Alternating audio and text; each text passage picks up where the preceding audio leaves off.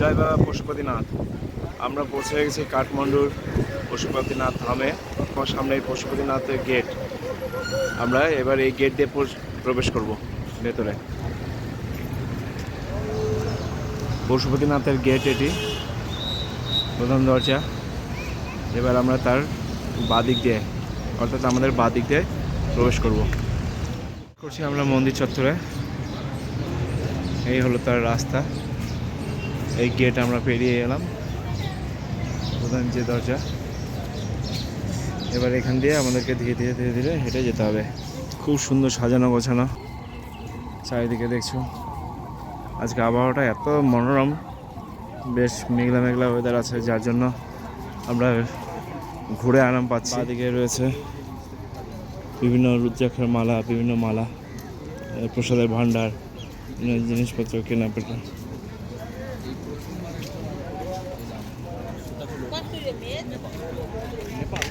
এখানে বিভিন্ন দোকান আছে, আমরা পরে এই দোকানগুলো ঘুরে দেখব। এখন আমরা মন্দিরে যাই। আমরা রাস্তা দিয়ে যাচ্ছি, কিন্তু মন্দিরের ভেতরে কোনো রকম ভিডিও করতে দেয় না। তো এই মন্দির সম্পর্কে কিছু বিবরণ আমরা বিজয়ের মুখ থেকে আমরা শুনে নিচ্ছি। ও কিছু বলছে, আমরা ওর কাছ থেকে সব কিছু শুনে নেব। আজ আমরা চলে এসেছি পৃথিবীর অন্যতম পবিত্র এবং প্রাচীন এক স্থানে, নেপালের কাঠমান্ডুতে অবস্থিত ভগবান শিবের পরম ধাম পশুপতিনাথ মন্দিরে। ইউনেস্কো ওয়ার্ল্ড হেরিটেজ সাইট এর অন্তর্ভুক্ত এই মন্দির শুধুই ধর্মীয় স্থান নয়, এটি জীবন মৃত্যুর এক পরম সত্যের সাক্ষী। চলুন আজ আপনাদের সাথে নিয়ে ঘুরে দেখব এই অলৌকিক মন্দির। এই পশুপতিনাথ মন্দিরকে ঘিরে বহু শতাব্দী ধরে বেশ কিছু অলৌকিক আর রোমাঞ্চকর পৌরাণিক গল্প রয়েছে। তাদের মধ্যে অন্যতম এবং অত্যন্ত প্রচলিত যে গল্পটি, সেটি আজ আমি তোমাদের সামনে তুলে ধরব। ছদ্মবেশী হরিণ ও ভেঙে যাওয়া শিঙের এক গল্প। এই পশুপতিনাথ মন্দিরেই নামের উৎপত্তির পেছনে এটি সবচেয়ে জনপ্রিয় শব্দ বা গল্প। শিবপুরাণ অনুযায়ী একবার ভগবান শিব আর দেবী পার্বতী কৈলাসের রাজকীয় জীবন ছেড়ে একটু শান্তিতে সময় কাটানোর জন্য মর্তে আসেন। তারা কাঠমান্ডু উপত্যকার বাগমতী নদীর তীরের ঘন অরণ্যকেই বেছে নেন এবং নিজেদের একজোড়া চমৎকার সোনালী হরিণে রূপান্তর করেন। এবার এখানে এক টুইস্ট আছে, কি বলুন তো? গল্পটা শুনতে থাকুন। এদিকে ব্রহ্মাণ্ডের কাজকর্ম থমকে যাওয়ায় দেবতারা চিন্তিত হয়ে পড়েন আর শিবের খোঁজ শুরু করেন। অবশেষে তারা বাগমতী নদীর তীরে হরিণরূপী শিবকে খুঁজে পান এবং তাকে কৈলাসে ফিরে যাওয়ার অনুরোধ করেন। কিন্তু শিব ফিরতে রাজি না হওয়ায় জোর করে দেবতারা তার শিংটিকে ধরে টানতে থাকেন। ফলাফল কি হলো জানেন? দেবতাদের টানে হরিণের শিংটি ভেঙে 3টি টুকরো হয়ে মাটির নিচে চাপা পড়ে সর্বপ্রথম শিবলিঙ্গে পরিণত হয়। যেহেতু শিব পশুর বা হরিণের রূপেই ধারণ করেছিলেন, তাই তার নাম হয় পশুপতিনাথ বা সমস্ত জীবের ঈশ্বর। এই মন্দিরের বেশ কিছু ইতিহাস, কিছু গুরুত্ব রয়েছে। চলো আজকে তোমাদেরকে সেগুলো জানাই। 5ম শতাব্দীতে নির্মিত এই মন্দিরটি সনাতন ধর্মাবলম্বীদের কাছে অত্যন্ত গুরুত্বপূর্ণ।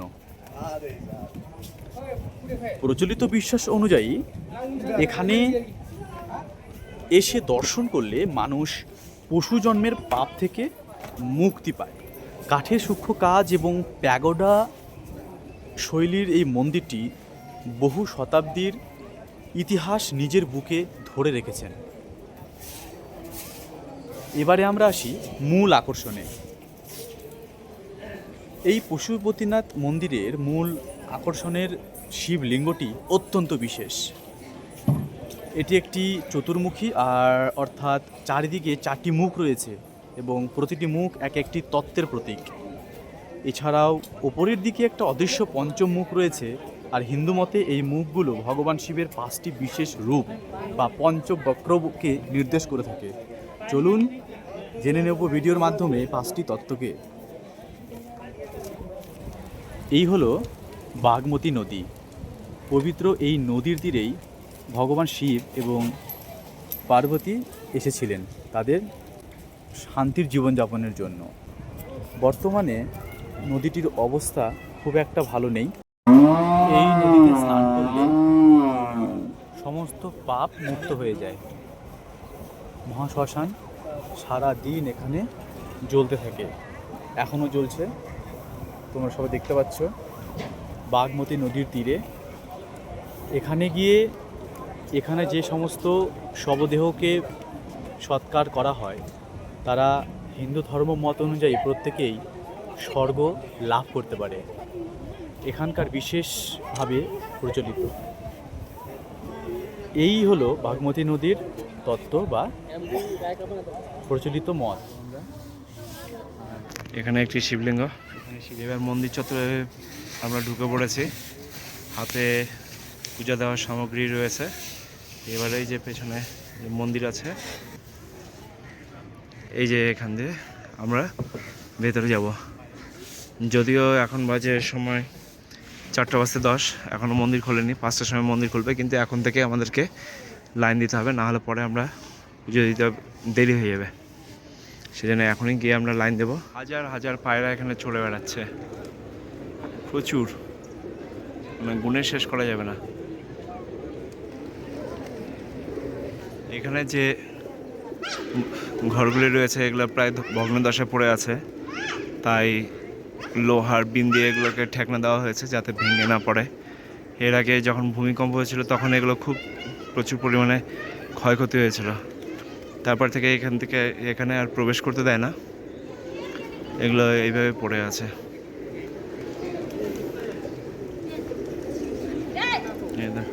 কত পায়রা!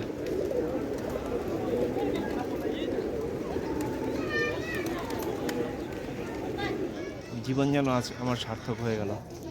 আজ আমি দাঁড়িয়ে আছি নেপালের পশুপতিনাথ মন্দিরের সামনে। মহাদেবের অশেষ কৃপা যে আমরা এখানে পৌঁছাতে পেরেছি। হর হর মহাদেব, বাবা পশুপতিনাথ কি জয়। সবাই ভালো থাকুক। সর্বে ভবন্তু সুখিনঃ, সর্বে সন্তু নিরাময়া, সর্বে ভদ্রাণি পশ্যন্তু, মা কশ্চিৎ দুঃখ ভাগ ভবেৎ। তো মন্দিরের ভেতরে আর কোনো ছবি সেই জন্য আমাদের যে ভিডিওটা এখানটায় আমরা স্টপ করছি। আমাদের পুজো দেওয়া শেষ হয়ে গেলো, এইমাত্র আমরা বাইরে এলাম। 5টা বেজে গেছে, তাই অসংখ্য পুণ্যার্থীর ভিড় এখানটায় জমে গেছে।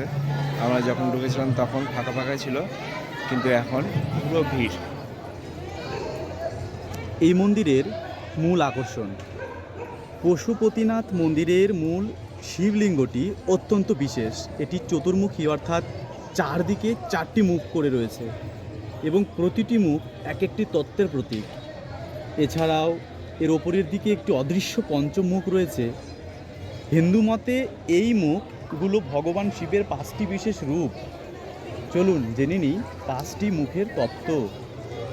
পূর্ব মুখ, প্রথম মুখ, যেটাকে তৎপুরুষ নামে পরিচিত। এটি পূর্ব দিকে অবস্থিত এবং বায়ুতত্ত্বের প্রতীক। শিবের এই রূপটি পরব্রহ্ম বা পরম পুরুষকে নির্দেশ করে। এটি মহাবিশ্বের জ্ঞান, প্রজ্ঞা এবং ধ্যানের প্রতীক। এটি ভক্তদের আধ্যাত্মিক চেতনার বিকাশ ঘটায়। দ্বিতীয় পশ্চিম মুখ, যা সদ্যজাত নামে পরিচিত। এই মুখটি পশ্চিম দিকে অবস্থিত এবং এটি পৃথিবী তত্ত্বের প্রতীক। সদ্যজাত শব্দের অর্থ যা সবেমাত্র জন্মগ্রহণ করেছে। এটি শিবের সৃষ্টিশীল রূপকে প্রকাশ করে। নতুন জীবন, উর্বরতা এবং প্রকৃতির বিকাশের সাথে সাথে মুখটি জড়িত। এটি মানব মনকে শান্ত ও পবিত্র করে তোলে। তৃতীয় মুখটি হলো উত্তর দিকের বামদেব মুখটা। মুখটি উত্তর দিকে অবস্থিত।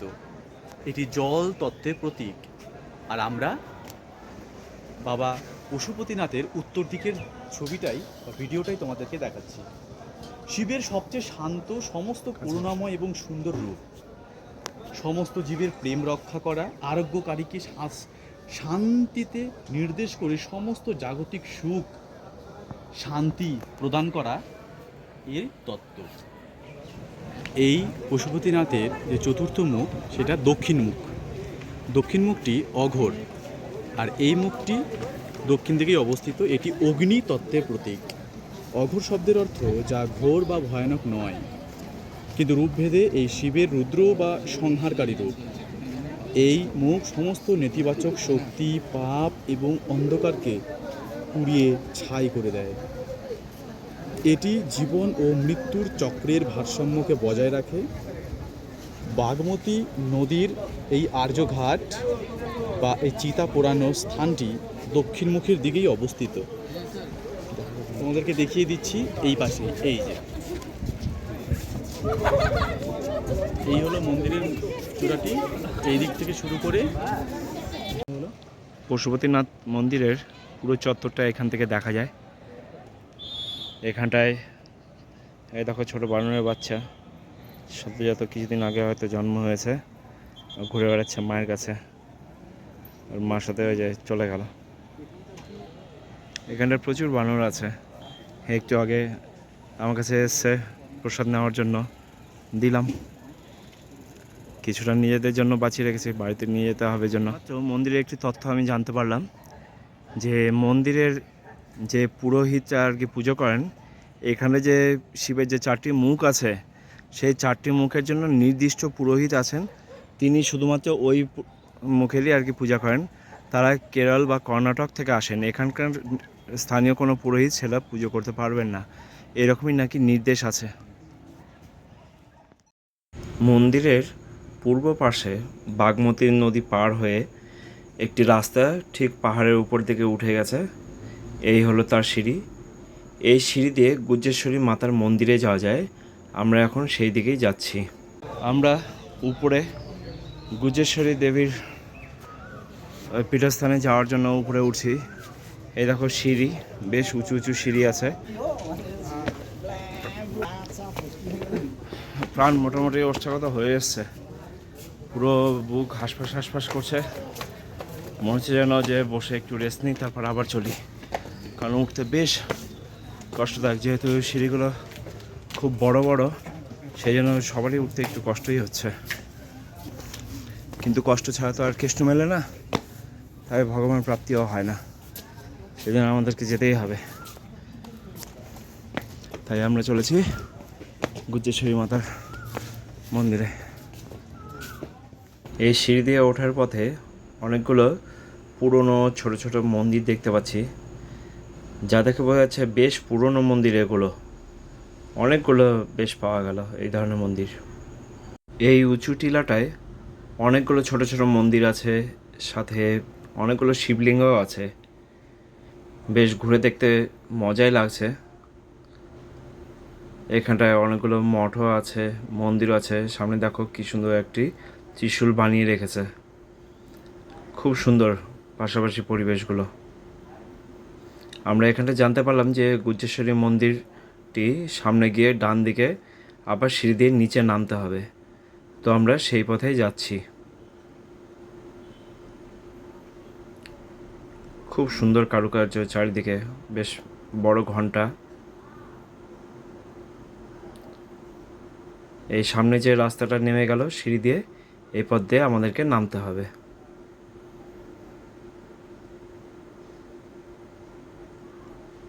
খুব সুন্দর একটি প্রাকৃতিক দৃশ্য ক্যামেরায় ধরা পড়ছে।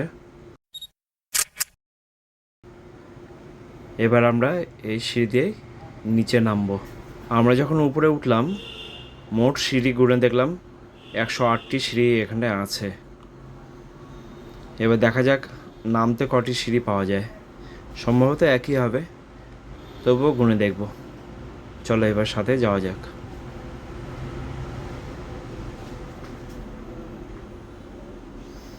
একবারে নিচে চলে এসেছি। এবার আমরা নিচে নেমে ডান দিকে পাবো গুজ্জেশ্বরী মাতার মন্দির।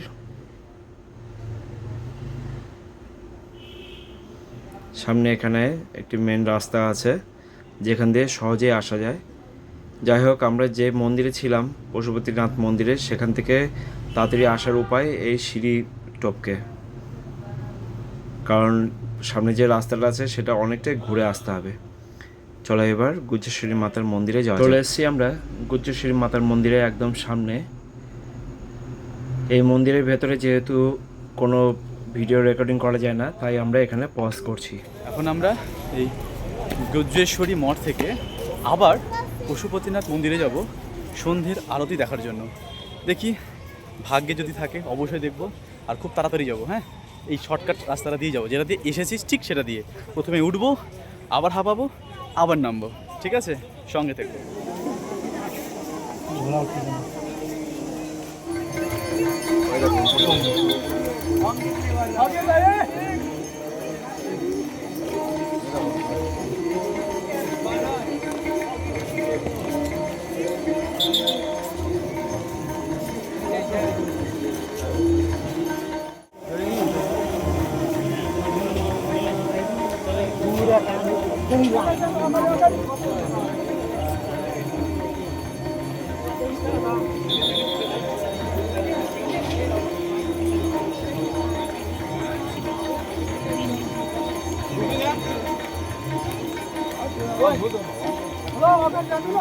পশুপতিনাথ দর্শন আজ এখানে সমাপ্ত হলো।